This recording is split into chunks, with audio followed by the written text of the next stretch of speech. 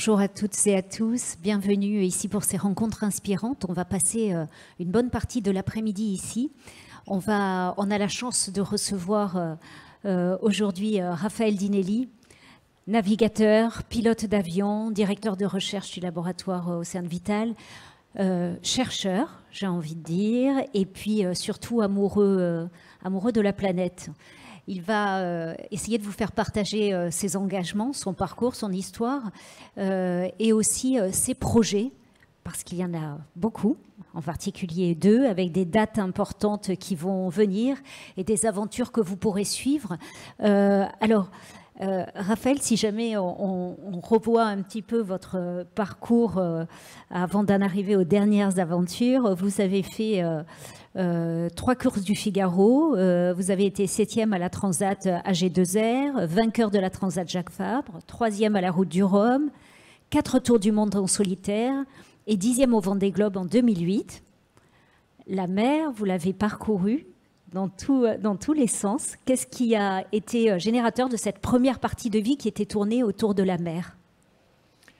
C'est dans l'enfance. Bonjour à tous, merci. Bonjour Virginie, merci de m'accueillir. Oui, c'est quand on est gamin, il faut. Pour ça que les enfants, c'est bien quand on rêve, et puis des adultes aussi doivent toujours avoir des rêves. Alors moi, j'avais mon papa qui était dans l'aérospatial, construisait des moteurs de fusée. Donc quand la fusée Ariane décollait à 4 h du matin avec le décalage, on était tous réunis devant la télé. Et puis je peux vous dire, quand il y avait un échec, il n'y avait pas un mot à table à 8 h le soir. Voilà. Et puis on était proche de l'Atlantique. Un dimanche d'octobre ou novembre 78, j'avais à peine 10 ans pile. Et là, on a vu un grand moment des premières courses au large. C'était la première Route du Rhum qui a été médiatisée. C'était donc Michel Malinowski qui avait son grand cigare, qui avait fait une route nord, et Mike Birch avec son Olympus, son petit multicoque jaune, qui était une révolution. Il n'y avait pas tous les moyens en 78 d'Internet, de satellites, et on ne savait même pas comment ils ne pouvaient pas communiquer. Et on voit en direct à la Route du Rhum, à Pointe-à-Pitre, l'arrivée où Mike Birch vole la victoire à 90 secondes. Sur Michel Malinowski. Ça a été un événement possible, et moi je suis resté comme ça, comme un gamin ébahi, et voilà, donc j'avais ce côté un peu la mer, et puis l'espace, l'aviation, la mer, l'espace, l'aviation, la mer, ça m'a resté. Alors comment on en arrive à réaliser un peu ces rêves, justement, quand vous avez commencé à vous lancer dans des aventures en bateau déjà? Vous êtes aussi pilote d'essai, alors pour le bateau. Pour le bateau, donc le fait d'avoir fait des formations d'ingénieur en matériaux composites, j'étais toujours à la conception et la fabrication de mes bateaux, et j'avais démarré avec Titouan Lamazou qui avait gagné le premier Vendée Globe, et je faisais partie du chantier naval qui avait construit le bateau de Titouan Lamazou, donc on utilisait déjà des matériaux assez poussés. Et puis après, moi j'étais voir Titouan, parce qu'il faut toujours avoir un peu des mentors et puis des gens qui vous aident un peu dans la vie. Et il faut aller Moi, je ne suis pas très opportuniste comme ça, mais de temps en temps, j'ai une petite étoile et je sais taper à la porte des gens. Je dis, écoute, Titouan, j'aimerais bien être derrière aussi la porte du navigateur et pas que du constructeur. Donc, il m'a un peu aidé à trouver quelques premiers partenaires et premiers sponsors. C'est comme les jeunes pour leur premier boulot. C'est la cirque infernale. On vous demande du travail, on vous demande de l'expérience, etc. Mais au début, quand vous n'avez pas d'expérience. Voilà, donc, et puis c'est comme ça que j'ai fait mes premiers Figaro, c'est comme ça que j'ai fait mes premières courses, parce que j'ai été poussé un peu par Titouan, et j'avais cet amour des matériaux composites, et puis la chance après de devenir pilote de mes bateaux. Quel souvenir vous gardez de ces premières aventures sur les mers, de la confrontation avec justement cette nature et notre monde? Nous, les Vendée Globe, il faut savoir que, je ne parle pas des transats, je parle surtout du Tour du Monde. Tour du Monde, moi je suis un des recordman, j'en ai fait 4, 96, 2000, 2004, 2008. Au début, on partait, on savait, c'était un peu l'inconnu, c'était un peu Mars, quoi. Il y avait les prévisions météo dans les mers du Sud, il n'y a pas de route maritime, il n'y a pas de route de pêche, c'était pas comme aujourd'hui avec tous les modèles informatiques, les analyses. Quand ils vous annonçaient 30-40 nœuds, on se prenait des tempêtes à 70-80 nœuds. Et moi, en 96, j'ai été le premier à prendre les vagues scélérates et avait des creux de 20-30 mètres, et j'avais fait le naufrage en 96 et ça avait été super médiatisé parce que mon bateau avait coulé. J'étais mort cliniquement et c'est Pete Goss qui m'a récupéré, l'anglais qui avait mis sa vie en danger pour me récupérer, et puis il m'a sauvé in extremis, etc.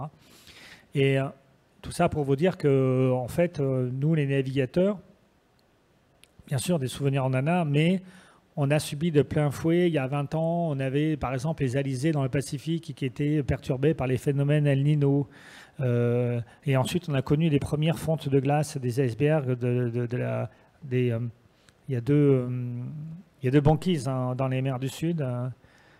Il y a deux mers. Et en fait, on s'est retrouvé avec des icebergs qui n'étaient pas du tout dans ces latitudes, des météos complètement changeantes. Et nous, les navigateurs, en fait, on a été les premiers témoins de ces changements climatiques. Alors que quand on revenait, les scientifiques, les climatologues qui commençaient à parler du réchauffement, qui commençaient à parler de l'augmentation du niveau des mers, de l'augmentation de la température, il y avait des grands débats où c'était un peu...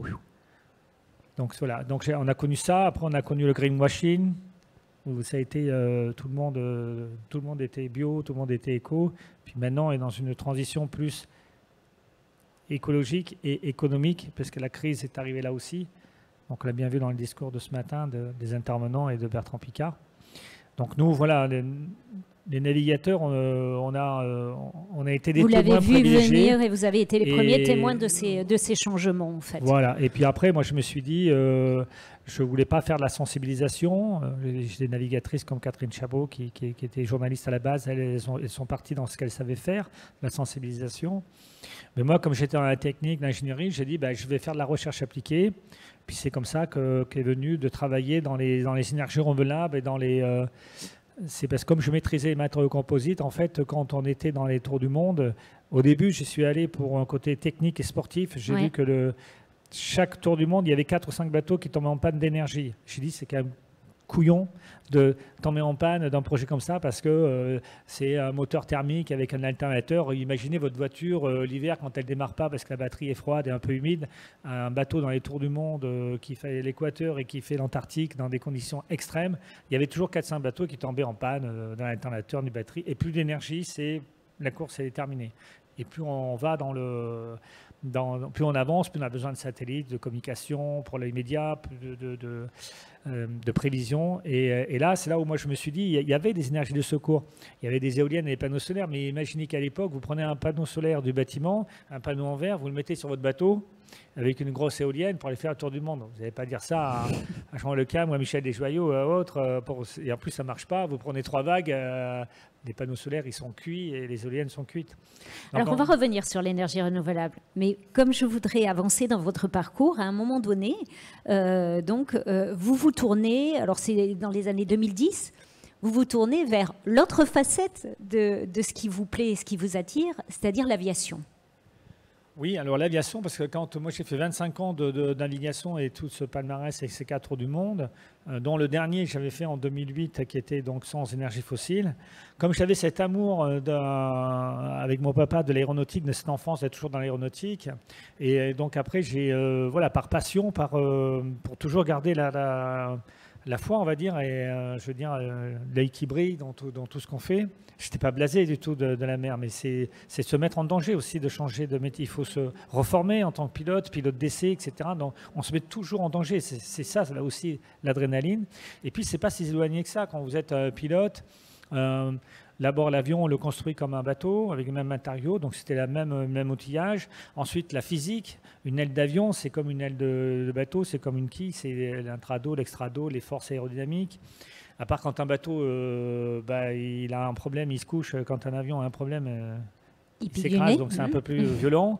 Et puis les navigations, tous les outils de navigation que vous avez dans l'avionique, vous avez sur un avion, vous l'avez aussi sur les bateaux, les radios. Il y avait beaucoup de points de passage, oui. Et toujours cette envie de se tourner vers l'environnement et les énergies renouvelables. Et c'est de là dont est né le projet d'Aerol premier. Oui, les Raoul premiers. Ah. On avait notre parrain ce matin, Bertrand Piccard, qui donc moi je me suis lancé en même temps. En fait, c'était pas un projet aussi ambitieux que Bertrand Piccard avait, mais c'était un avion électrique à traction 100% électrique et qui était multi-hybridé avec des énergies renouvelables. Donc j'avais 20% de panneaux solaires et puis j'avais 80%. C'est un groupe électrogène qui marchait avec des huiles. Alors, au début, on a fonctionné avec des huiles issues des microalgues. Génial, les microalgues, ça capte le carbone en gaz et ça le transmet en solide et après on peut le stocker. Et puis après on est passé sur d'autres biocarburants et j'ai mis ça au point pendant 8 ou 9 ans et c'est vrai que je retrouvais des termes de Bertrand Piccard ce matin. Moi je me suis retrouvé à faire des records d'altitude et d'autonomie à plus de 10 000 pieds pendant 10 heures, mais à être à plus de 10 000 pieds sans oxygène, sans rien, avec le solaire, avec quelques huiles. Je mangeais 4 litres d'huile à l'heure pour un avion qui vole à 100 km/h. Puis des fois, je coupais le système, je planais, j'étais avec le solaire, les batteries. On a une espèce de sensation de bien-être, exactement comme je retrouvais dans le Vendée Globe, mais à l'arrivée du Vendée Globe. Et c'est rare dans ces moments parce qu'on est tellement la tête dans le guidon, on est tellement les mains dans le cambouis, comme on dit, quand on fait le tour du monde ou quand on prépare. C'est que les moments comme ça de jouissance absolue, il n'y en a pas beaucoup. Et ceux-là, ils vous font un espèce de shoot qu'il faut entretenir. Avec un record du monde quand même, le 29 mai 2020. Oui. Oui, mais c'est ce record d'altitude et d'endurance sans oxygène. C'était impressionnant parce que c'était Alors c'était quoi? Expliquez-nous exactement. En 2020, ce qui s'est passé, c'est que tout s'est effondré avec le Covid. L'espace aérien s'est retrouvé complètement vide.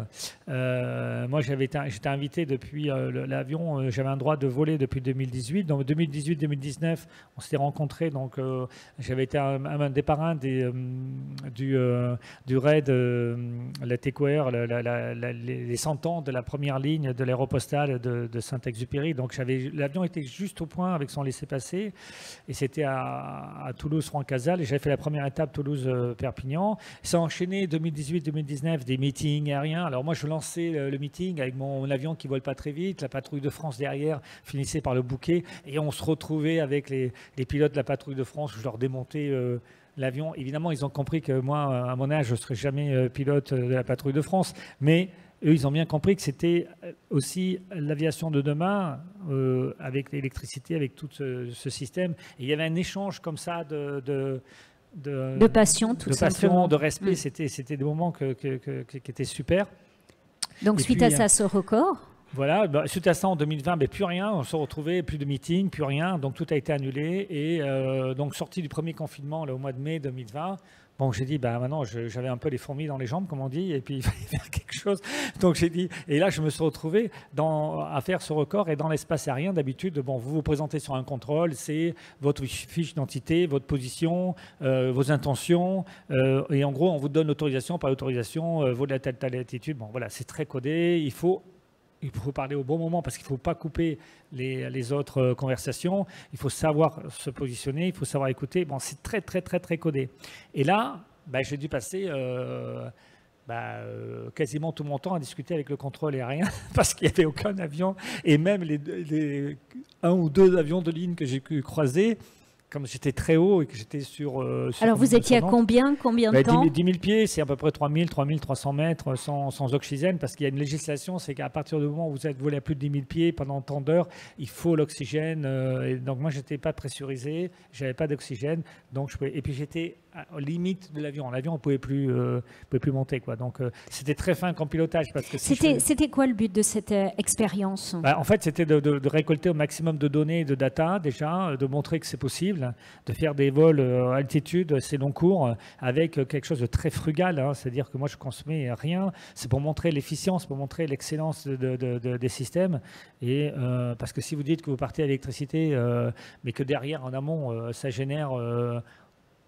je dirais, c'est comme quand on voit un iceberg dans la mer du Sud. Vous voyez que la face cassée de l'iceberg, c'est la face visible. Et si vous avez les 3 quarts de l'iceberg qui sont cachés, et si moi je dis je pars faire un tour comme ça, un record en tour du monde, et que derrière ça engendre soit un bilan CO2 catastrophique, non, là on était dans dans l'efficience totale. C'est pour ça que je vous dis que c'était très, très jouissif. Et c'est ça qu'il faut essayer après de reproduire à plus grande échelle. Parce que moi, j'étais tout seul, c'est un moteur de 50 kW.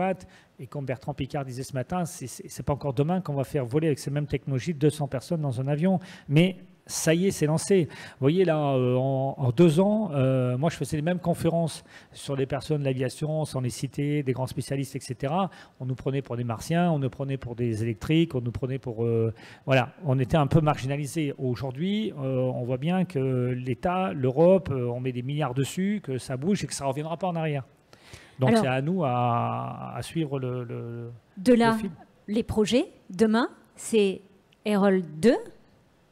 Alors oui, Eraol 2, pourquoi Eraol 2? Parce que d'abord, Eraol 1, on arrive à ses limites d'expérimentation. Ce qu'on pouvait faire avec Eraol 1, c'est qu'au début, je voulais... On voit les images. Voilà, je voulais traverser l'Atlantique avec cette machine, qui est déjà... il faut être assez audacieux, et puis il faut revenir un peu plus bas. En fait, donc, je n'aurais pas pu traverser l'Atlantique avec cette machine, mais je pouvais faire des vols de 10 heures. Je ne pouvais pas faire des vols de jour et nuit. Et donc, ce qu'on voulait faire, c'était 10 heures. On voulait faire sur les traces des 107 ans, le vol de Roland Garros, qui était parti, je crois, de près de Saint-Maxime et qui est arrivé à Bizerte en Algérie. Et c'était un vol de 8 heures, 9 heures. Donc, en fait, lever du jour, coucher du soleil. Et ça, c'était ce qu'on aurait pu faire. Et puis, toujours cette année 2020, l'année Covid, et ça a fait beaucoup de changements. Et pas très loin d'ici, en fait, donc j'ai mes copains. Il y avait Bertrand Piccard, qui était en Suisse aussi, qui était dans le coup. Les copains, ils étaient comme moi, tout le monde avait fourmi dans les jambes et tout le monde voulait voler, tout le monde voulait en profiter. Et ils ont organisé, Raphaël Dangean qui fait Solar Stratos, il y avait Bertrand Piccard, il y avait Jean-François Clairvoy, un astronaute français. On dit on va faire le premier raid d'avion électrique Genève, Aix-en-Provence. Raphaël, tu viens avec nous et tout. Je suis négatif, moi ma machine, c'est une machine qui était 14 mètres d'envergure, je ne peux pas aller en montagne, je n'ai pas assez de puissance. Bon, c'est assez technique, la vallée du Rhône, s'il y a du vent et tout. Et eux, ils avaient les premiers petits avions électriques biplace, tout électrique pour les écoles de pilotage qui ont juste un quart d'heure, 20 minutes, 30, 35, 40 minutes. Donc, ils ont fait Genève, Aix-en-Provence en faisant des petits vols. Et je dis, moi, je veux retrouver Aix. C'était en septembre dernier, quasiment un an, un peu plus jour pour jour. Et on fait le show là-bas. Et puis, à cause des restrictions du Covid sanitaire, où il fallait arriver sur la base à Aix à 18h et quelques. Moi, j'avais des petites nappes de lapin en Vendée quand il fait beau, comme ça, en septembre, il peut y avoir des petites brouillards matinaux. Et puis, j'ai décollé un peu plus tard que prévu. Et au lieu de faire la boucle, la descente, Toulouse, Carcassonne, la pointe noire, comme on dit, tourner dans la plaine, récupérer le littoral, Narbonne, Montpellier, voilà ici, Marseille par la côte, et pour remonter. Donc j'ai coupé un peu le fromage vers l'Aveyron, vers Millau. Et puis là, il y avait une météo qui annonçait vers Aurillac, donc plus vraiment dans les Cévennes, un peu plus bas, massif central, des cumuliformes. Et puis c'était le début de ces fameux épisodes Savenol qui tous les ans. Et là l'accident. Certainement lié aussi au réchauffement climatique, parce que la Méditerranée, elle chauffe de plus en plus. Et là, j'ai vu que ça a cumuliformé beaucoup plus fort que c'était prévu. Donc, je prends le contrôle Montpellier, je leur demande la clairance pour passer les zones de l'aéroport international de Montpellier. Ils m'autorisent. Et puis, en allant vers Montpellier, le lac de Salagou, à Clermont-Lérault, qui n'est pas très loin, en fait, j'ai eu une panne. Et une panne qui s'est transformée en atterrissage d'urgence. Et j'ai craché l'avion dans un endroit où il n'y a pas de piste, il n'y a pas de champ, il n'y a rien, il n'y a que des vignes, des lignes à haute tension. J'ai complètement cassé l'avion, mais je m'en suis sorti parce que j'ai trouvé un petit bout de champ là, qui faisait à peine 100 mètres. Et j'ai réussi à atterrir là-dedans et je m'en suis sorti miraculeusement. Et du coup, comme on était en fin d'expérimentation, j'avais quand même le projet d'Eraol 2. Et donc, l'Eraol 2, c'est le futur projet. On voit des images là. Voilà. Et du coup, cette crise en fait qu'on a connue dans l'aviation, moi j'ai perdu tous mes sponsors, et tous les meetings aériens annulés. J'avais une équipe, on était 5-6, donc il a fallu tout arrêter, plus de sous, plus rien. Enfin, ça a été assez catastrophique. Je perds l'avion, en plus je me crache et tout. Mais tous les partenaires que j'avais été voir, donc des Airbus, des Capgemini et autres, etc., quand la filière a été financée, en fait, moi, je suis très petit, donc je n'ai pas touché directement, mais ce projet a été choisi par des partenaires de rang 1 pour devenir l'avion du futur. Et donc là, on part sur un avion de 30 mètres d'envergure. Les 2 réservoirs fuselage que vous voyez sur le côté, c'est de l'hydrogène liquide. On part donc en double et le projet, c'est le Graal absolu. C'est de faire le tour du monde, un peu le Vendée Globe en mer. Version avion. C'est le tour du monde en double, sans escale et sans CO2. Et ça, dans l'histoire de l'aviation, il n'y a que 2 avions qui ont réussi à faire ça. Donc en 85, c'est le Voyager, Burt Rutan et Jenna Geiger. Ils ont mis 8-9 jours en basse couche et ils ont consommé 4,5 tonnes de kérosène. Steve Fossett, qu'on connaît bien, Bertrand Piccard, parce que pendant 10 ans, avec Richard Branson de Virgin, ils se sont fait des concours en ballon pour faire les tours du monde non-stop en ballon. Steve Fossett, en 2005, il a pulvérisé le record parce qu'il est parti dans les jet stream, en stratosphère, et donc il a pris les 500 km/h de jet stream avec lui, plus un avion à réaction, tout pressurisé. Il a mis 66 heures. Et Bertrand, comme vous le savez tous, a réussi à faire le tour du monde avec sa machine sans CO2, mais il a mis 2 ans et 14 étapes. Donc en fait, c'est de faire, on va dire, la même chose qu'a fait Bertrand, c'est un tour du monde sans émission de CO2, mais non-stop.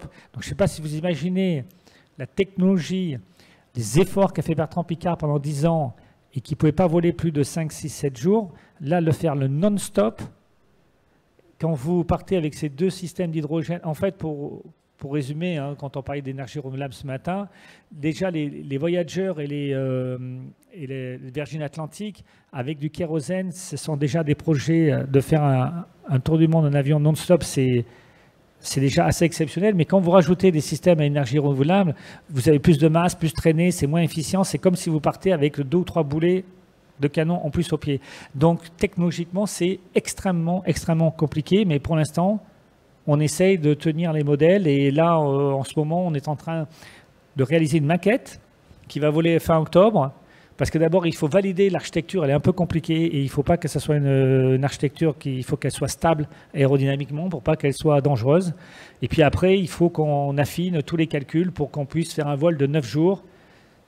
10 mètres cubes d'hydrogène liquide, on tombe complètement dans l'énergie spatiale et on est là vraiment dans l'énergie du futur, dans l'aviation du futur pour faire des transferts après industriels derrière. Voilà, alors je vais vous laisser la parole, bien sûr, parce que vous devez sans doute, peut-être avoir des questions à poser à Raphaël. Je précise juste que ce tour du monde, il est prévu en 2028, c'est ça, qu'entre-temps, parce que vous êtes un peu accro à l'aventure et que c'est loin encore, il y aura un projet intermédiaire, c'est de partir en bateau pour faire la transatlantique, pardon, ça c'est 2027.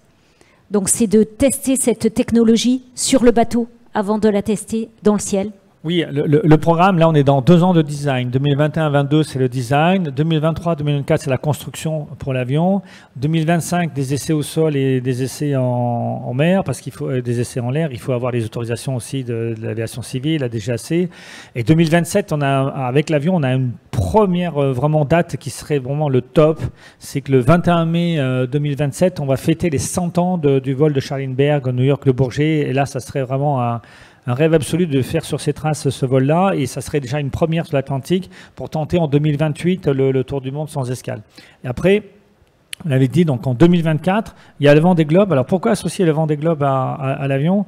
Je vais essayer de la faire très courte, parce que d'abord, l'hydrogène liquide qui est émis dans les boosters de la fusée Ariane, elle est à moins 254 degrés.